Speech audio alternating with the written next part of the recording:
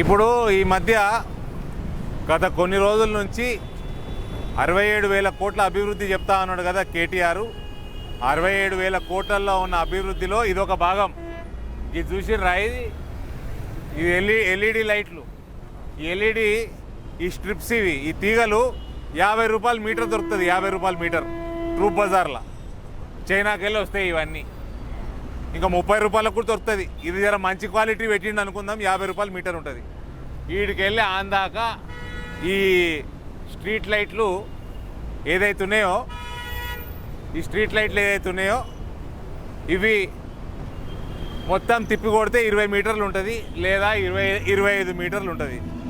1000 రూపాయల నుంచి 1500 రూపాయలు ఉంటుంది. దీనికి ఊహించుకోండి గవర్నమెంట్ కాంట్రాక్టర్కి ఎంత చెల్లించింది. ఊహించుకోండి, మీరు ఊహించుకోండి. 2,000, 3,000, 4,000 కాదు, 26,000 రూపాయలు చెల్లించిండ్రు ఒక్క స్ట్రీట్ లైట్కి. 26,000 రూపాయలు. 1000 రూపాయలు 1500 ఎక్కడ, 26,000 రూపాయలు ఇట్లా ఎక్కడ? ఇది మనకు తెలంగాణలో జరుగుతున్న అవినీతి, అంతుపట్టని అవినీతి. ఇది ఎట్లుందంటే ఇది పరిస్థితి,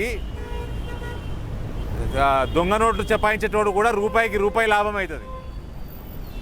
ఇక్కడ రూపాయికి రూపాయి కాదు, రూపాయికి 26 రూపాయలు లాభం అవుతున్నది మన కేటీఆర్కి, కేసీఆర్కి. ఇవన్నీ టెండర్లు పిలిచేది, ఫైనల్ చేసేది ఇసుంటివన్నీ కేటీఆర్, కవిత, హరీష్ రావు కూడా పక్కకు పోయింది. ఈ మధ్య వీళ్ళిద్దరిదే నడుస్తూ ఉన్నది. సంతోషరావు ఒకడు, వీళ్ళు. ఇది ఈ కుటుంబ పాలన జరుగుతూ ఉంటే రాష్ట్రంలో గిట్ల ఉంటుంది. 1000 రూపాయలు ఏడా, 26,000 రూపాయలు ఏడా? చిన్నప్పుడు చదువుకునేటప్పుడు ఆ చెంబల్ వ్యాలీలా డెకాయిట్లు ఉంటారు, బందిపోట్లు ఉంటారు. ట్రైన్లు పోతుంటే ట్రైన్లు ఆపి లూటీ చేస్తారు, బండ్లు పోతుంటే బండ్లు ఆపి లూటీ చేస్తారు, ఉన్న వస్తువులన్నీ కట్టుబట్టలతో వదిలేస్తారు, వేరే అని ఎత్తుకపోతారని వింటుంటివి. వాళ్ళు కూడా గిట్ల సంపాదించలే.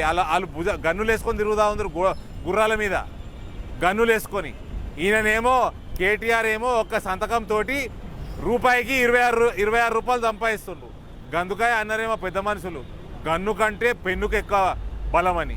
ఇదేనా గన్ను కంటే పెన్నుకు ఎక్కువ బలం అంటే? దీనికి కూడా మనము ఇప్పటికి కూడా కళ్ళు తెరుచుకొని ఈ అవినీతి రహిత పాలనని మనం హైదరాబాద్లో తెచ్చుకోకపోతే మన భవిష్యత్తు అంధకారమే, మన పిల్లల భవిష్యత్తు అంధకారమే, ఈ పట్టణ భవిష్యత్తు దరిద్రమే.